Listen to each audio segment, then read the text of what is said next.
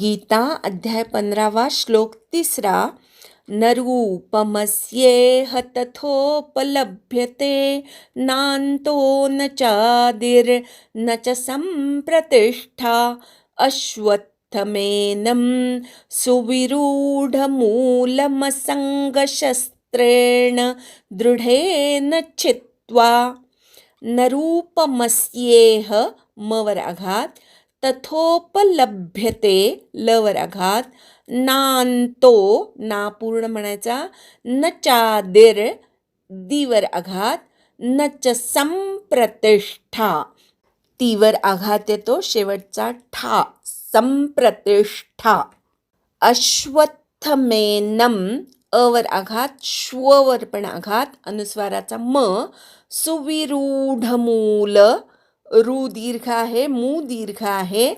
सुविरूढमूलम असंगशस्त्रेण असे शब्द आहेत एकत्र म्हटलं की ते ऐकू येतं सुविरूढमूलम असंगशस्त्रेण शस्त्रेण मधल्या शवर आघात सवरच्या अनुस्वाराचा ङ झालाय ते जोडाक्षर नाही त्यामुळे सवर आघात येणार नाही सुविरूढमूलम असंगशस्त्रेण दृढेन चित्वा चीवर आघात न रूपमस्येह तथोपलभ्यते नान्तो न चादिर्न च सम्प्रतिष्ठा न रूपमस्येह तथोपलभ्यते नान्तो न चादिर्न च सम्प्रतिष्ठा न रूपमस्येह तथोपलभ्यते नान्तो न चादिर्न च सम्प्रतिष्ठा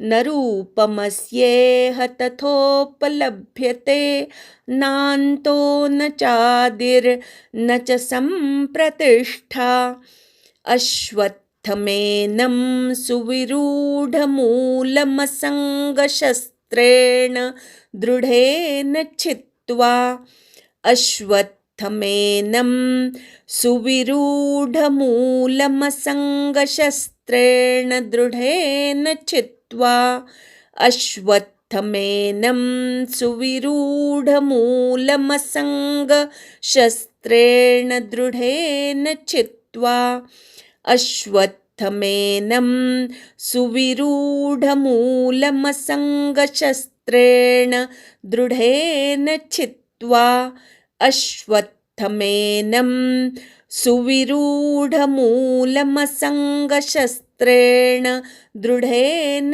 चित्वा न रूपमस्येह तथोपलभ्यते नान्तो न चादिर्न च सम्प्रतिष्ठा अश्वत्थमेनं सुविरूढमूलमसङ्गशस्त्रेण दृढेन चित्वा संधि विग्रह न रूपम अस्य इह तथा उपलभ्यते न अन्तः न च आदिः न च सम्प्रतिष्ठा अश्वत्थम् एनं सुविरूढमूलम् असंगशस्त्रेण दृढेन चित्वा न म्हणजे नाही रूपम म्हणजे रूप किंवा स्वरूप अस्य म्हणजे ह्याचे इह म्हणजे इहलोकी पृथ्वीलोकावर तथा म्हणजे त्याप्रमाणे उपलभ्यते म्हणजे सापडते न म्हणजे नाही अंतः म्हणजे अंत न म्हणजे नाही च म्हणजे आणि आदी म्हणजे आदी किंवा सुरुवात न म्हणजे नाही च म्हणजे आणि संप्रतिष्ठा म्हणजे चांगल्या प्रकारची स्थिती किंवा अस्तित्व अश्वत्थम म्हणजे संसार रूपी अश्वत्थ वृक्षाला एनम म्हणजे ह्या सुविरूढमूलम म्हणजे अत्यंत घट्ट मुळं असणाऱ्या हा सामासिक शब्द आहे सुविरूढानि मूलानि यस्य सहा सुविरूढ मूलः बहुब्रूही समास होतो असंगशस्त्रेण म्हणजे वैराग्यरूपी शस्त्राद्वारे. हा सामासिक शब्द आहे. असंग हा एव शस्त्रम, असंगशस्त्रम कर्मधारय समास आहे. दृढेन म्हणजे घट्ट किंवा दृढ अशा. चित्वा म्हणजे छेदून टाकून. अन्वय अस्य रूपम तथा इह न उपलभ्यते. अस्य आदिः न च अंतः न च संप्रतिष्ठा न. सुविरूढमूलम एनम अश्वत्थम दृढेन असंगशस्त्रेण चित्वा. या संसार वृक्षाचे स्वरूप जसे सांगितले गेले आहे पहिल्या आणि दुसऱ्या श्लोकांमध्ये, तसे इथे सापडत नाही. ह्याला आदी नाही आणि अंतही नाही, तसेच चांगल्या प्रकाराने स्थितीसुद्धा नाही, म्हणजे त्याला अस्तित्वसुद्धा खरं तर नाही.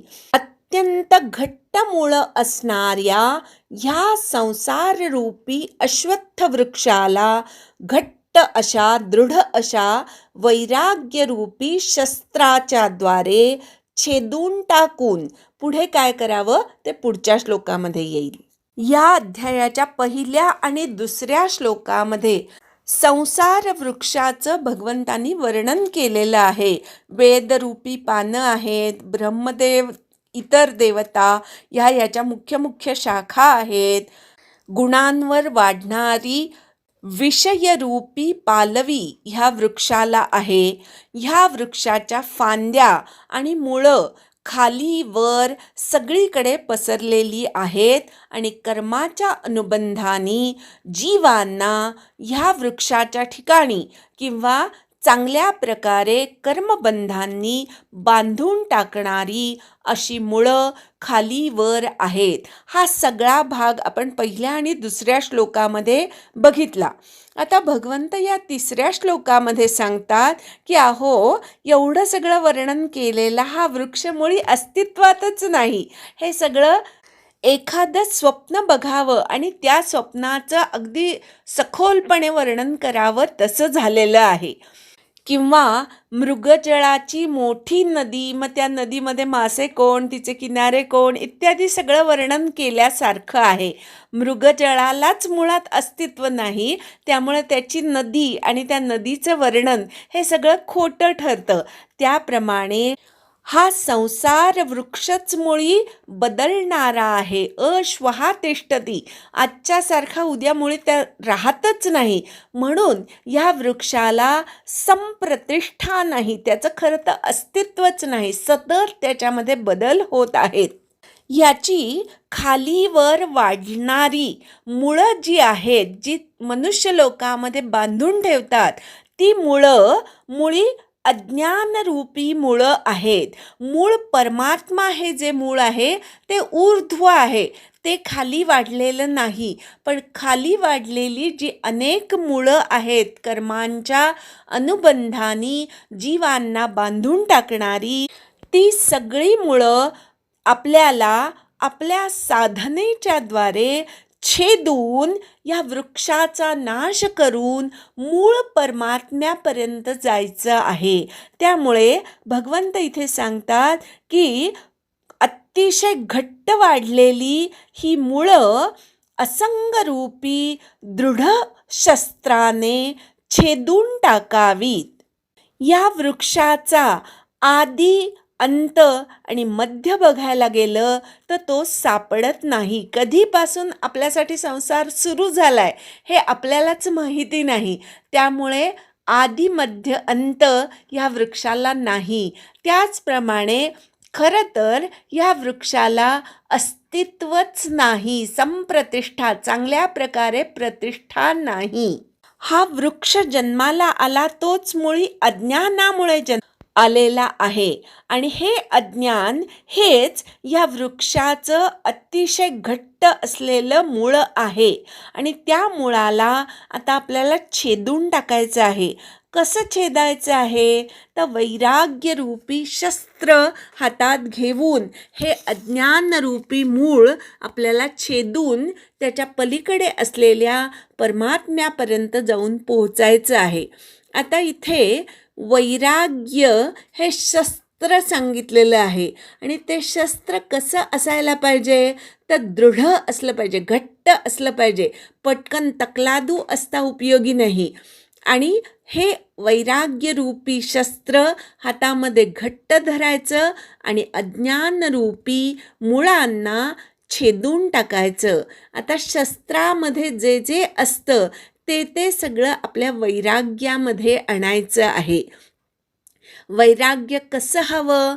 तर न तुटणारं किंवा न नष्ट होणारं वैराग्य हवं.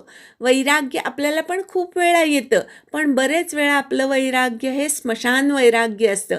कुणीतरी व्यक्ती गेलेली असते आणि मग मनुष्य तेवढ्यापुरतं म्हणतो की काही खरं नाही हो, सगळं खोटं आहे, कोण कधी जाईल काही भरवसा देता येत नाही. हे वैराग्यच, पण तत्कालीन आलेलं वैराग्य आहे. असं तेवढ्यापुरतं वैराग्य उपयोगी नाही, तर अखंड टिकणारं वैराग्य असायला हवं. वैराग्य रूपी शस्त्राला धार असली पाहिजे. आपलं वैराग्य छोट्या छोट्या मोहांनी मोडता उपयोगी नाही. एकदा सगळं जग मिथ्या आहे याचा प्रत्यय आल्यानंतर आसक्तीपासनं पूर्णपणे दूर राहिलं पाहिजे. आणि म्हणून वैराग्यरूपी शस्त्राला कशाने धार लावायची? तर भगवत शरणागतीरूपी दगडावर हे शस्त्र रोज घासायचं, म्हणजे त्याची धार कमी होत नाही. वैराग्यरूपी शस्त्र बळकट असलं पाहिजे, तकलादू असता उपयोगी नाही. एखादं शस्त्र जे असतं ते तुम्हाला स्वतःला सुद्धा कधी कधी इजा करू शकतं जर त्याला व्यवस्थित आवरणामध्ये ठेवलं नाही तर. आता वैराग्यरूपी शस्त्राला कुठलं आवरण घालायचं? तर भगवंताच्या भक्तीचं आवरण ह्या वैराग्यरूपी शस्त्राला घालायचं. भगवंताला शरण जाऊन त्याची अखंड भक्ती करायची, म्हणजे वैराग्यरूपी शस्त्र. जो वैराग्यवान आहे त्याला त्रास देत नाही किंवा त्याच्या ठिकाणी मी विरागी हा अहंकार उत्पन्न होऊ देत नाही. आपल्यामध्ये जे वैराग्य आलेलं आहे ते भगवंताच्या कृपेमुळे आलेलं आहे असा पक्का निश्चय करायचा, अशी पक्की खूण गाढ बांधायची. म्हणजे वैराग्यातून जो अहंकार निर्माण होणार तो अहंकार निर्माण होत नाही, नाहीतर तो अहंकार पुन्हा आपल्याला किंवा भक्ताला भगवंतापासनं दूर करतो. म्हणून वैराग्याला भगवत शरणागती रूपी म्यानामध्ये ठेवायचं. अजून शस्त्र जे आहे ते 2 प्रकारे कार्य करतं. शस्त्र जे आहे ते तोडण्याचंही काम करतं, पण सुईसारखं एखादं छोटं शस्त्र जोडण्याचंही काम करतं. आता आपल्याला वैराग्यरूपी शस्त्राने संसाराच्या आसक्तीला तोडून टाकायचं आहे, पण त्याच वेळेस ते वैराग्यरूपी शस्त्र आपल्याला कुणाशी तरी जोडायलाही शिकवणार आहे. कुणाशी जोडलं जायचं आहे? भगवंताशी जोडलं जायचं आहे. मी भगवंताचा आहे, हे जग मिथ्या आहे पण भगवंत सत्य आहे. या दोन्ही गोष्टी वैराग्यरूपी शस्त्राने आपल्याला साधायच्या आहेत. अशा प्रकारे वैराग्यरूपी शस्त्राने संसाराला छेदून किंवा संसाराची कर्मबंधरूपी अज्ञानाची मुळं छेदून पुढे कुठे जायचं ते भगवंत पुढच्या श्लोकामध्ये सांगतील. मुळं कितीही घट्ट असली तरीसुद्धा शस्त्र जर धारधार असेल तर अशा मुळांचा सगळा जुंबाडा आपल्याला हळूहळू छेदून ती जागा मोकळी करता येते, स्वच्छ करता येते. भगवंताने या श्लोकामध्ये वैराग्य धारण करायला सांगितलेलं आहे. वैराग्याच्या द्वारे संसाराची आसक्ती हळूहळू कमी केल्यास संसाररूपी दृढ मुळं माणसाला छेदता येतात आणि मूळ जो भगवंत आहे, ऊर्ध्वमूल असलेला भगवंत आहे, त्याच्यापर्यंत जाता येतं. एकदा श्लोक म्हणूया आणि थांबूया. न रूपमस्येह तथोपलभ्यते नान्तो न चादिर्न च सम्प्रतिष्ठा अश्वत्थमेनं सुविरूढमूलमसङ्गशस्त्रेण दृढेन छित्त्वा. हरि ओम तत्सत्.